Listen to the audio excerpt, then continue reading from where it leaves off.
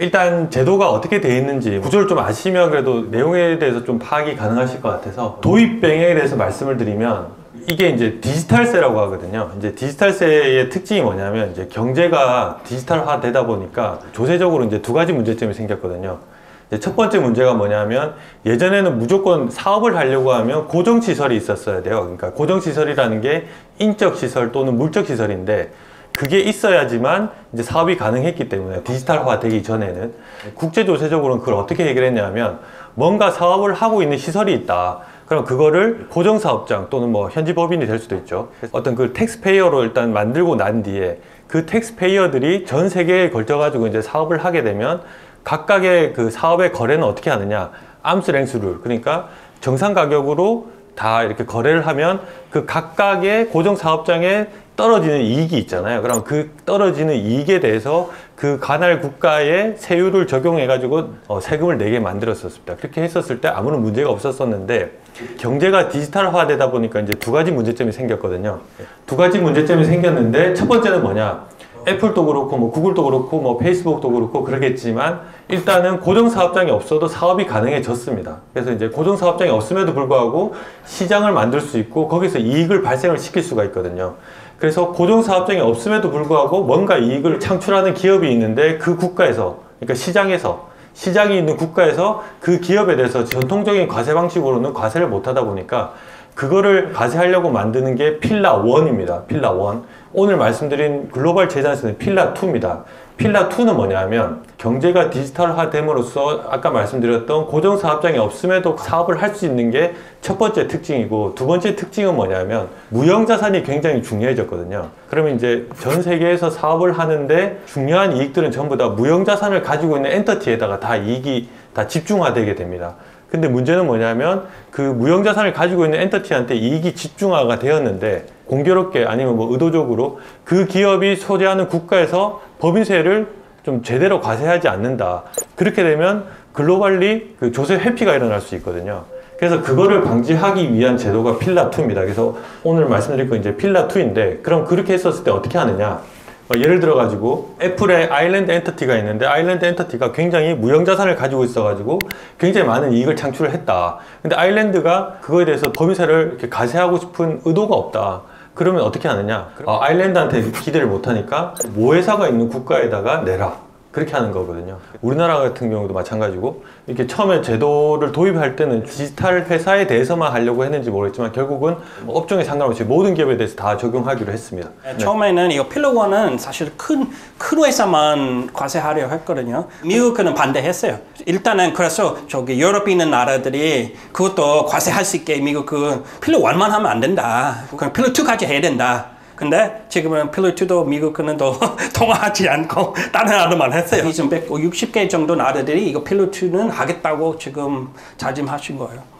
그래서 필라 2라고 하고 우리나라 말로 옮길 때는 이제 글로벌 최저세라고 하는데 개념적으로 보셨을 때 어떤 나라에 진출해가지고 사업을 하고 있는데 최저세율에 미달하게 세금을 내고 있다. 그러면 미달하는 세금을 다른 나라에서 내게 만드는 겁니다. 그래서 우리나라 같은 경우에는 우리나라 모기업이 있으니까 우리나라의 국제조세 조정에 관한 법률에 이 제도를 도입을 했습니다.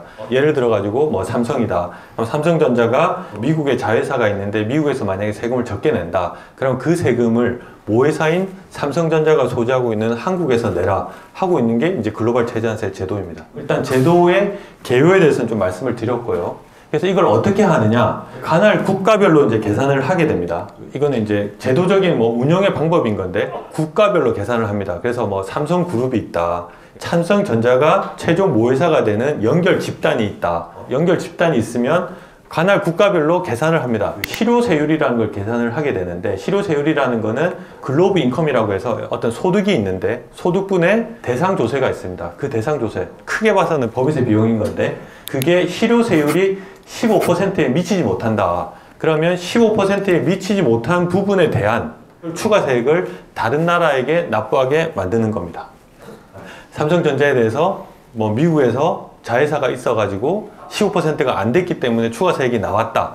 이제 그거를 이제 다른 나라에 가서 납부를 하게 만들어야 되는데 두 가지 방법이 있습니다. 첫 번째 방법은 뭐냐면 이제 원칙적으로 적용되는 방법이라고 해서 우리나라 말로는 이제 소득 산입 규칙이라고 하고 인컴 인클루전 룰이라고 하는데요.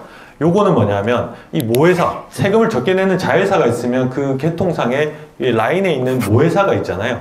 그 모회사 중에 하나를 골라가지고 내게 만드는 게 인컴 인클루전 룰, 소득 산입 규칙이 될 거고요. 근데 예를 들어가지고 아까 미국은 도입 안 됐다고 했는데 모회사가 이제 미국입니다. 그러면 헝가리에 자회사가 있었는데 그 자회사가 15%만큼 안 냈다. 그러면 모회사인 미국이 내게 만들면 되는데 미국에서 제도가 없기 때문에 내게 만들 수가 없잖아요. 그렇게 됐었을 때는 이제 보안 규칙으로 가게 되는데 뭐 UTPR이라고 Under Taxed Payment Rule이라고 하는데 보안 규칙에 따라 가지고 옆에 있는 회사, 그 그룹에 있는 기업들 중에 모회사는 뭐 내게 못 만드니까 이 옆에 있는 회사들 중에 하나를 골라가지고 내게 만드는 게 소득산입 규칙이 적용을 못했을 때 보완적으로 이렇게 하는 방법입니다. 한국이 모회사인 경우에는 한국에서 제도를 도입했기 때문에 자회사 단계에서 추가 세액이 발생을 하면 한국에서 낼 거기 때문에 이 UTPR까지는 가지 않을 겁니다. 그러면 이제 이 제도는 언제부터 시행이 되냐? 아까 말씀드린 게 고정사업장이 없음에도 불구하고 초과 이익에 대해서 내게 만드는 게 필라 1이라고 말씀드렸는데 그거는 뭐 한 2, 3년 안에는 도입되지 않을 것 같고요. 이 글로벌 체자세는 당장 내년부터 이제 시작이 됩니다. 내년부터 시작이 되고 최초에 이제 신고는 언제 하냐? 2024년도 사업년도가 종료되고 그날로부터 18개월, 최초 적용되는 18개월, 그러니까 2026년 6월 30일에 최초 신고 납부는 해야 됩니다. 굉장히 먼 미래의 일이기 때문에 뭐 당장은 준비 안 해도 되네 이렇게 생각하실 수도 있겠지만 그럼에도 불구하고 회계 때문에 좀 지금 준비를 해야 되는데요. 이게 법인세 비용이기 때문에 우리나라 기업이 납부 의무가 생기는 거기 때문에 이건 당연히 재무제표에 반영을 해야 되지 않습니까? 그래서 이제 재무제표에 반영을 해야 되기 때문에 지금 만약에 해외에 진출해 있다 그러면 이제 당장 뭔가 준비를 시작을 해야 되는 건데요.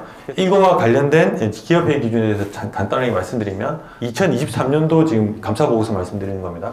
제도가 도입이 됐다. 삼성전자 같은 경우 우리도 이제 해당 사항이 있다. 우리가 어떤 국가에 진출해 있는 사업 때문에 글로벌 제재세를 추가로 납부할 가능성이 있고 그거를 지금 정확하게 예측은 못하지만 어느 정도 범위에 있을 것 같다. 그거를 올해 당장 감사보고서의 주석으로 공시를 해야 됩니다. 그렇기 때문에 지금 이제 대기업 같은 경우에는 좀 준비를 많이 하고 있는 단계인 거고요. 네. 뭐 우리가 어떤 국가에 진출해 있기 때문에 이제 세금이 나올 것 같다. 어느 정도 될 것 같다. 이걸 이제 올해 감사보고서에 이제 공시를 해야 됩니다.